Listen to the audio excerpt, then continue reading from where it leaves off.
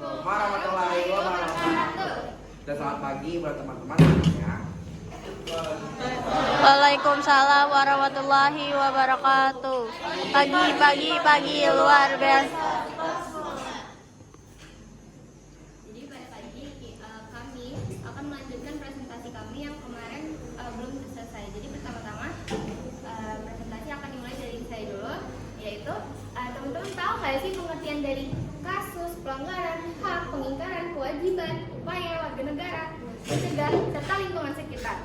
Nah, di sini kami berempat akan menjelaskan pengertian dari semua itu dulu. Dimulai dari saya dulu.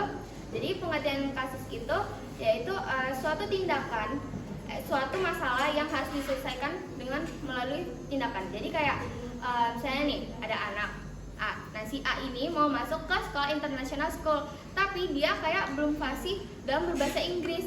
Jadi kita harus melakukan suatu tindakan yaitu dengan cara kita memasukkan anak tersebut ke kayak les bahasa Inggris gitu. Terus kayak ya pokoknya seperti itu. Terus kalau misalnya pelanggaran itu adalah suatu peraturan yang sudah ditulis. Jadi misalnya nih, kan setiap sekolah itu memiliki peraturannya masing-masing kan. Jadi kayak kalau misalnya kita melanggar, kalau misalnya kita tidak mengikuti peraturan yang ada, nah itu sama aja kita kayak melanggar peraturan yang sudah dibuat. Dan pasti kalau misalnya kita melanggar, itu tuh pasti kita terkena suatu hukuman atau suatu sanksi seperti itu. Nah, teman-teman, ada yang tahu nggak nih pengertian dari hak itu apa? Nopi?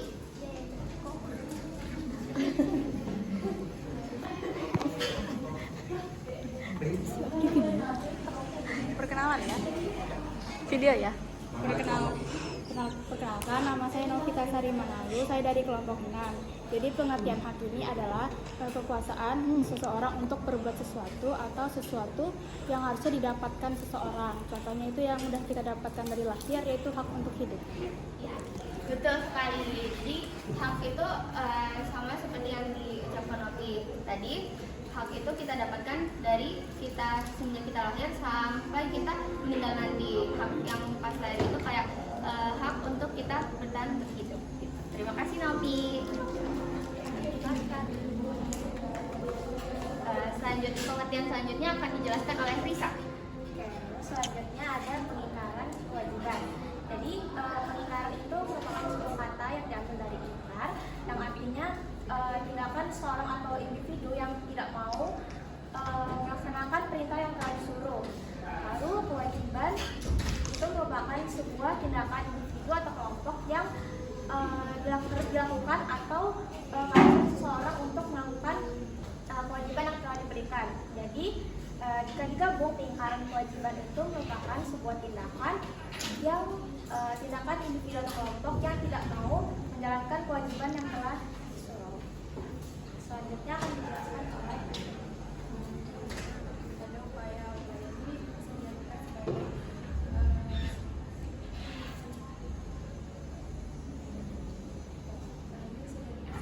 sebagai kegiatan yang mengarahkan tenaga pikiran untuk mencapai suatu tujuan. Contohnya itu seperti upaya kita belajar setiap hari dan ujian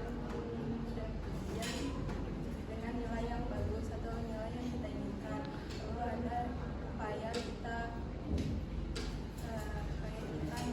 menyisihkan uang biar dengan menabung untuk barang yang kita inginkan. Lalu ada pengertian warga negara. Maksud dari warga negara ini orang yang resmi menjadi bagian dari suatu negara.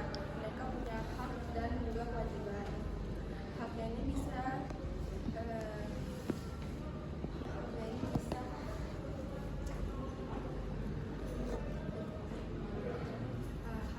mendapatkan perlindungan hukum dan juga mengikuti pemilu. Lalu ada kewajibannya ini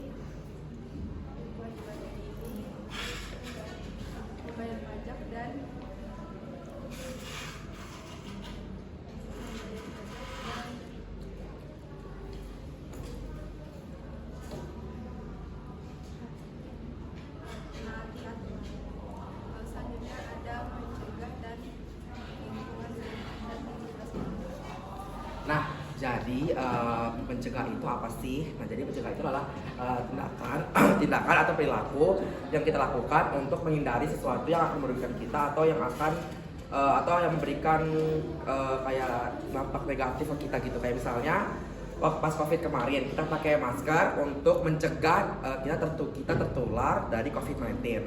Atau contoh lebih umumnya lagi kayak misalnya kita buang sampah di tempatnya. Itu adalah salah satu contoh dari untuk mencegah dari terjadi kayak banjir atau bencana alam lainnya yang disebabkan oleh sampah. Atau ada yang tahu nggak contoh lainnya dari mencegah? Ada yang tahu?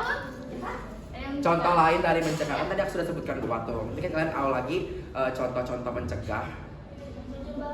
Mencegah. Iya. Ya, Angkat tangan. Gak apa guys. Gak apa, tak, hitung dulu, mau hitung dulu boleh? Ya. Contoh ya. 1, 2, 3. Ada kek ya, lagi. Jadi saya ujian saja dari kelompok 1. Nah, saya menjawab contoh dari mencegah. Contohnya bisa kita lihat pada bayi balita biasanya itu kan udah divaksin. Nah, itu salah satu cara untuk mencegah penyakit polio. Iya, betul betul. sekali.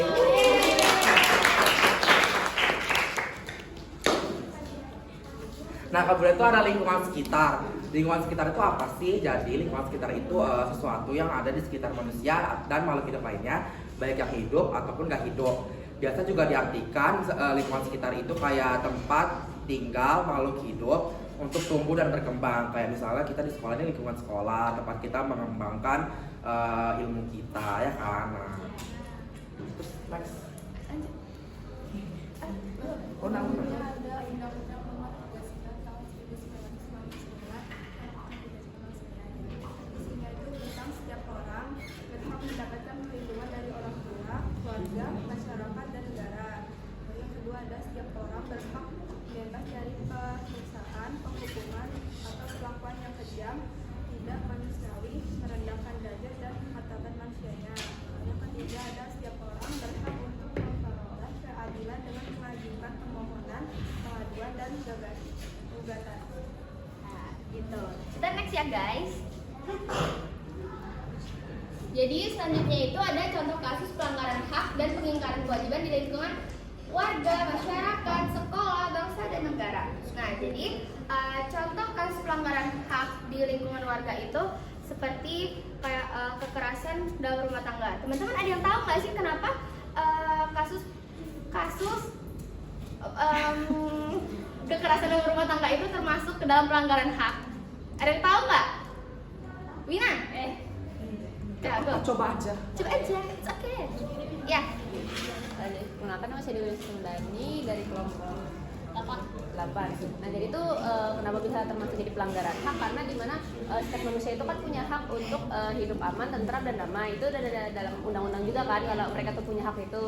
Tapi mereka malah dapat kekerasan dari anggota keluarga lainnya, yang otomatis itu akan melanggar haknya dia sendiri kan buat bisa hidup aman dan bebas. Iya, betul sekali teman-teman. Jadi itu alasannya kenapa kekerasan di dalam rumah tangga itu termasuk ke dalam contoh kasus pelanggaran hak. Nah, lalu selanjutnya akan dijelaskan oleh Risa. Lalu ada juga contoh kasus pelanggaran hak dan pengingkaran kewajiban di lingkungan sekolah. Pasti teman-teman sudah pada tahu lah ya di sekolah itu apa aja pelanggaran hak sama pengingkaran kewajiban. Jadi ada yang bisa jawab nggak? Contohnya? Contoh kasusnya. Ya, Dwi. Lagi. Dah. Perkenalkan, nama saya Desi Febrianti, saya dari kelompok 2. Jadi contoh kasus dari pelanggaran hak sama kewajiban di sekolah itu kayak misalnya dia bolos. Nah, bolos sama dia nggak ngerjain tugas sekolah, ya kan? Iya, betul. Ya. Kenapa bisa melanggar? Karena dia melanggar hak apa sih kewajibannya sendiri buat buat menuntut ilmu, sama haknya juga untuk mendapatkan ilmu. Ya, udah kan? Boleh tepuk tangan. Tadi itu termasuk pelanggaran hak dan pengingkaran kewajiban, misalnya kayak bolos sekolah, tidak mengerjakan tugas, karena itu kan kewajiban yang ada di sekolah yang harus kita kerjakan. Selanjutnya ada contoh kasus di lingkungan masyarakat. Nah, jadi contoh kasus pelanggaran hak di lingkungan masyarakat itu kayak misalnya tengah malam, terus di suatu kompleks tengah malam terus itu berisik, itu adalah salah satu contoh melanggar hak karena itu kan tengah malam itu haknya orang untuk beristirahat dengan tenang. Maksudnya tenang yang bukan tenang yang aku ya. Meninggal. Istirahat tidur yang pulas. Kan kalau soal berisik itu kan mengganggu ketenangan orang. Itu adalah salah satu kasus contoh pelanggaran hak. Ada lagi nggak yang tahu contoh kasus? Ya Mason. Mason dulu lah, maaf ya. Apa pengingkaran kewajiban pelanggaran hak. haknya? Pelanggaran haknya itu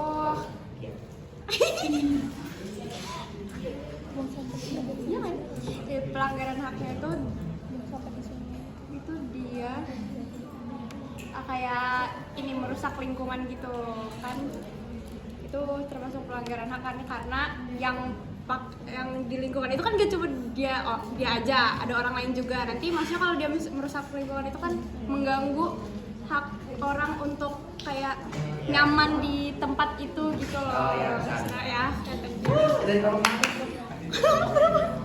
lima. Baik, dan tahu Mason.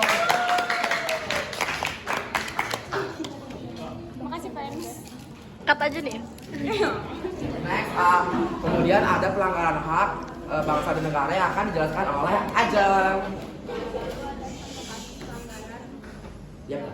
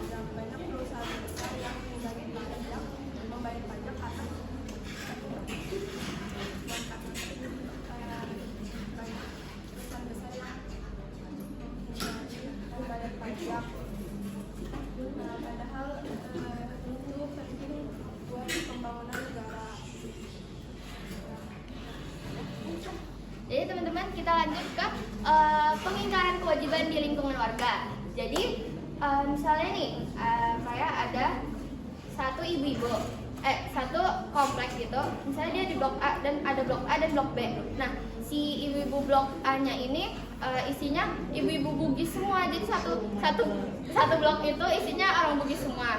Sedangkan ada pendatang baru, yaitu rasnya ras Papua. Nah tapi ibu-ibu Bugis yang satu blok ini mereka nggak mau nerima kalau misalnya si ibu-ibu Papua ini buat masuk ke dalam lingkup mereka. Nah itu jadi termasuk ke dalam diskriminasi ras ya teman-teman. Jadi itu kayak melanggar kewajiban pengingkaran kewajiban di lingkungan. Nah teman-teman ada yang tahu nggak sih contoh lain dari pengingkaran kewajiban di lingkungan warga? Yang tahu nggak? Ayo. April tadi kayaknya mau angkat tangan. Iya, kayak mau begini gitu. Kamila. Ya.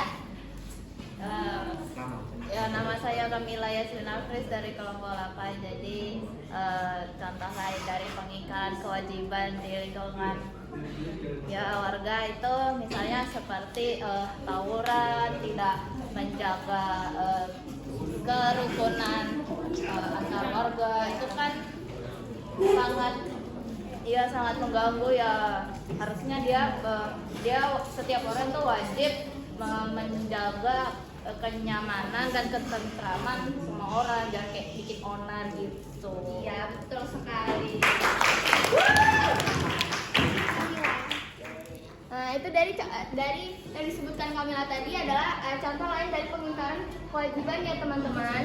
Lalu selanjutnya akan dijelaskan oleh Risa. Jadi contoh kasus pelanggaran hak tadi kan pengingkaran kewajiban, sekarang pelanggaran hak yang ada di sekolah. Ya,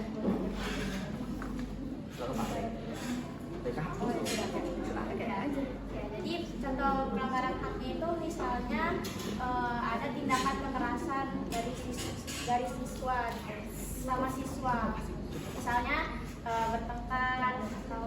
bertengkar atau kelahi gitu, atau ada juga bisa dari guru, misalnya kayak guru melakukan kekerasan terhadap siswa, misalnya karena siswanya nakal atau apa, jadi kayak dipukul gitu. Tapi jarang sih kalau sekarang, ya zaman dulu.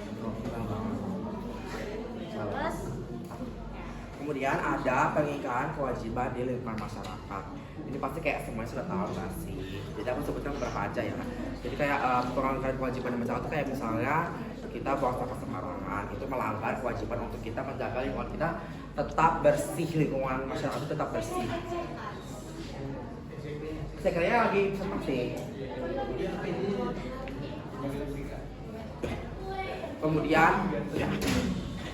kemudian ada kayak untuk fasilitas itu adalah salah satu contoh kewajiban kayak misalnya kita melakukan diskriminasi, kita juga salah satu contoh pengingkaran kewajiban di lingkungan masyarakat. Next, ada pengingkaran kewajiban di bangsa dan negara yang akan dijalankan oleh Ajak.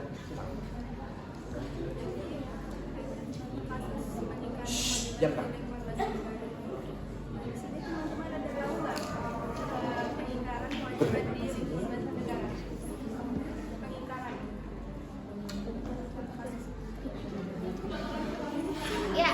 Yes, April.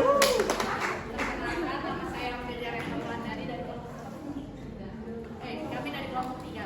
Jadi contoh kasus dari pengingkaran kewajiban bangsa negara itu adalah seperti tidak membayar pajak. Karena kan kewajiban kita sebagai bangsa negara itu adalah membayar pajak. Dan terus ada juga contoh kasus lainnya itu tuh seperti kasus penjabat yang korupsi. Seharusnya penjabat itu kan kayak harusnya kalau misalnya kita kayak dapat uang negara harusnya itu dikelola dengan baik untuk negara ya kan, dari negara untuk negara, dari masyarakat untuk negara. Tapi banyak contoh kasusnya kayak penjabat itu malah korupsi uang negara, malah buat ke kayak gaya-gaya hedon mereka, apalagi kayak lagi rame yang Siapa? yang kasus korupsi yang bulan sampai 400 juta itu kan anaknya tuh ada kan di TikTok tuh hedon banget pakai tas sampai 40 jutaan. Harusnya kayak gitu tuh seharusnya lebih kayak diperhatikan lagi. Terus selain itu juga sudah itu aja guys. Terima kasih. Ini apa? Terima kasih Pak. Ya udah paling. Terima kasih. Oke, selanjutnya adalah Teman-teman tahu nggak sih apa itu cyberbullying, diskriminasi, intoleransi beragama, persekusi? Enggak ya. Ya udah, kami akan jelaskan. Apa tuh? Apa itu? Nah, Penasaran dengan adanya kami Bapak di sini, kami akan menjelaskannya. Ya, jadi teman-teman, cyberbullying itu suatu tindakan kekerasan, tapi dia melalui teknologi digital. Jadi contohnya tuh kayak kita nih, misalnya kita tuh mau main game. Kita main game tuh kan fungsinya buat senang-senang ya teman-teman, kayak kita pengennya senang-senang banget nih. Nah, terus tapi pas kita udah maju, terus nanti tiba-tiba ada yang ngomong nih, ih kamu tuh noob banget, ih kamu tuh nggak bisa jadi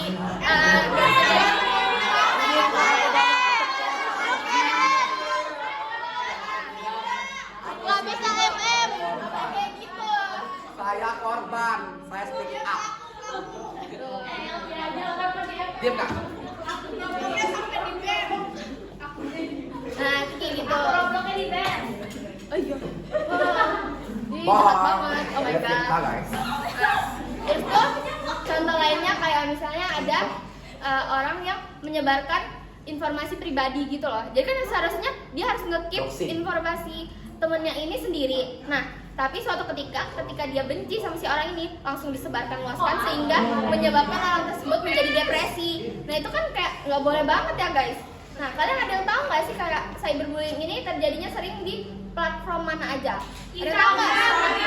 Instagram. Diam. Mau angkat tangan ya? WhatsApp. Angkat tangan ya. Kan hitung ya. Belum. 1, 2, 3.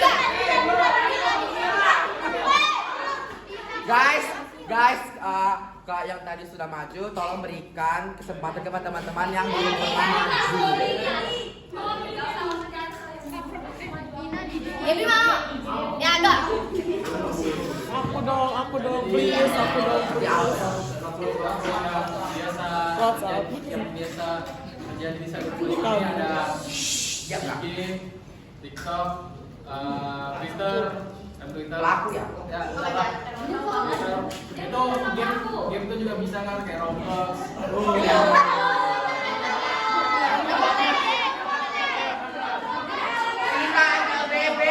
PUBG ya, MF masih.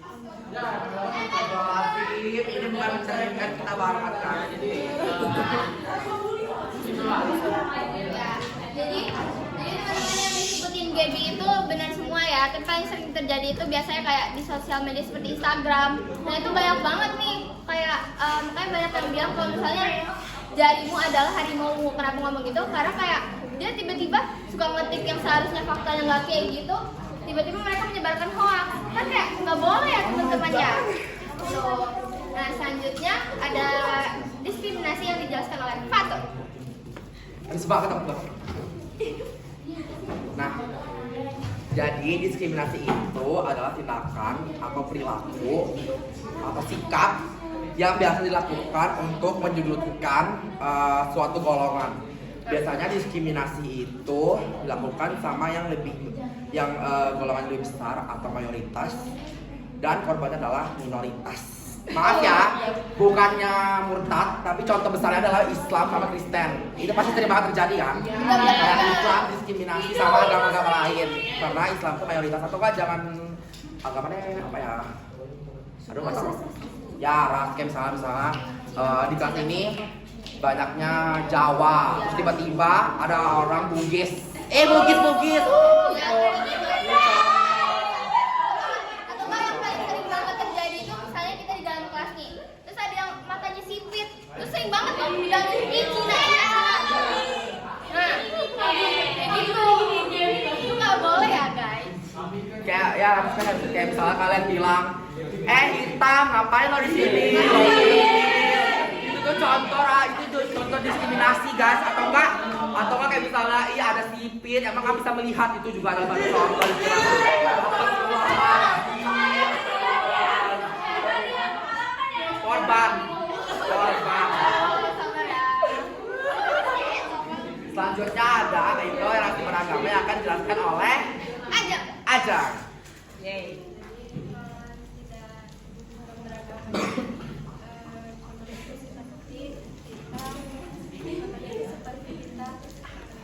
Seseorang yang tidak menghormati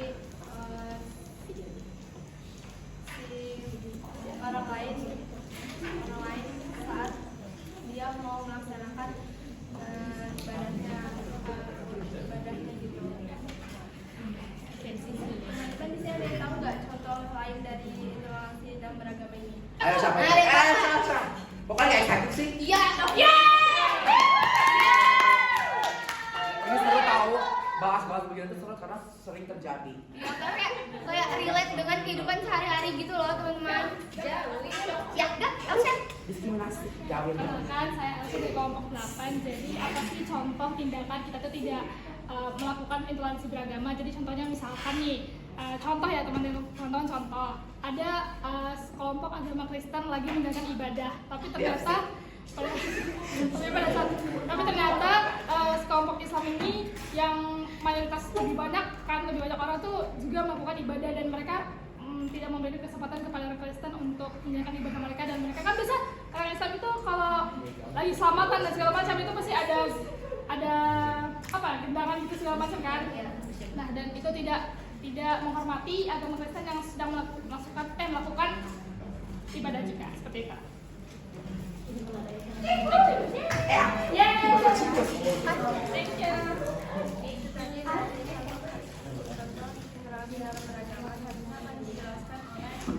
Bisa. Oke, selanjutnya itu ada persekusi. Jadi persekusi ini merupakan sebuah tindakan yang yaitu tindakan kekerasan atau menyiksa seorang atau individu dalam melaksanakan haknya sebagai manusia. Misalnya itu tapi persekusi sama diskriminasi itu kayak berbeda gitu. Soalnya kalau diskriminasi itu kan contohnya kayak menghina dan lain-lain. Tapi kalau persekusi ini merupakan tindakan